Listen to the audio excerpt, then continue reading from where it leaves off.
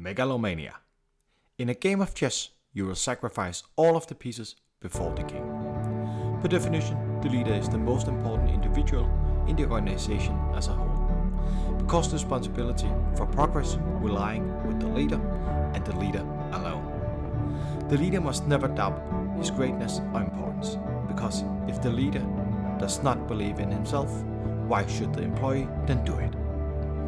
The leader's position in the organization makes him a king of the castle in his own right, and the employees should be considered a form of servants. In fact, the employee's sole intent and purpose is to ensure that the king's will is carried out. The king has absolute power, and his decision cannot be questioned.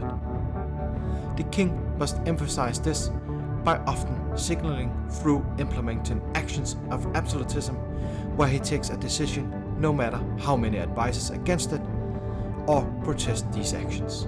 The effect of these actions of absolutism is proportional to the number of servants that advise against the actions. The effect of these actions of absolutism is proportional to the number of servants that advise against the actions, which lets real kings make great decisions with ease when large number of servants is against him. What strength, what robustness. Will the king then be held responsible for taking decisions that turns out for the worse or to be inappropriate?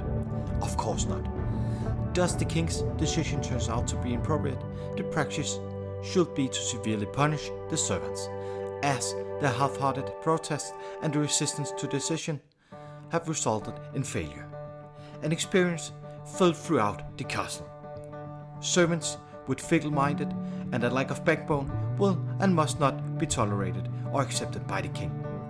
The destiny of the servants is to bear the king in times of prosperity and in times of adversity to feel his sting.